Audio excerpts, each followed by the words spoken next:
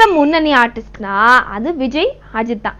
இவங்களுடைய படங்கள் என்னைக்கு ரிலீஸ் ஆகும், இவங்க படங்களுக்கு பாத்தீங்கன்னா ஃபர்ஸ்ட் ஒரு வாரத்துக்கு டிக்கெட்டே கிடையாது. அந்த அளவுக்கு ரொம்ப பரபரப்பான ஹீரோஸ் இவங்க.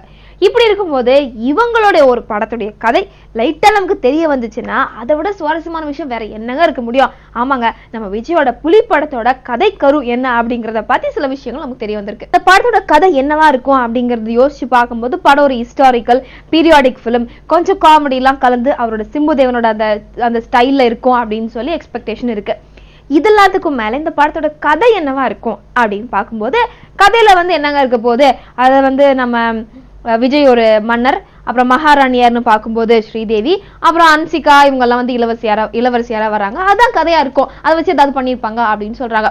ஆனா உண்மையில என்னன்னு சொல்லி படக்குழுட்ட கேட்டு அவங்க என்ன சொல்றாங்கன்னா, அதாவது இது இந்த படத்துடைய தொடக்கத்துல ஒரு நிகழ்காலம், இப்ப பிரசன்ட் டேல நம்ம விஜய் எப்படி இருக்காரோ அந்த மாதிரி வாழ்க்கை ஓடுமா. அப்புறம் ஒரு டைம் மிஷின் மூலமா 500 வருஷங்களுக்கு பின்னாடி போயிருவாங்களாம். அங்க நம்ம மகாராணியாரா இருக்கிறாங்க ஸ்ரீதேவி. ஸ்ரீதேவிக்கு ஒரே தொல்லை கொடுத்துட்டு இருக்காரா சுதீப். அப்ப என்ன பண்றாங்களா, சரி நல்ல ஒரு வீரனை நம்ம கண்டுபிடிச்சா நம்ம இந்த ஆளை அழிச்சிடலாம், நம்ம நாட்டை ரொம்ப சந்தோஷமா வச்சுக்கலாம் அப்படின்னு முடிவெடுக்கிறாங்களா. ஆனா நாட்டுல வீரனே கிடைக்கலையா. அதுக்கப்புறம் தான் யோசிச்சு 500 வருஷத்துக்கு அப்புறம் ஒரு வீரன் வரான், பிறக்கிறான்ப்பா அப்படின்னு சொல்றாங்க. அந்த வீரர் தான் நம்ம விஜய். அப்புறம் அவர் அந்த வருஷத்துக்கு கொண்டு அதுல என்னென்ன கலாட்டா நடக்குது, அதுக்கு நடுவில் ஒரு சித்தர் அவரை சபிச்சு இத்திருண்டு மனுஷன் வேற ஆக்கிறாராம். இதெல்லாம் தான் கதை அப்படின்னு சொல்றாங்க. ஆனா என்ன ஒரு விஷயம்னா, எப்படியுமே படம் ரிலீஸ் ஆகிறதுக்கு முன்னாடி இந்த மாதிரி நிறைய விஷயங்கள் வரும். ஆனா நீங்க நம்ப கூடாது, படம் ரிலீஸ் ஆனதுக்கு அப்புறம் என்ன கதையோ அதான் உண்மை. அதுக்கு முன்னாடி வரதுலாம் சும்மா காதுல போட்டு மட்டும் வச்சுக்கணும்.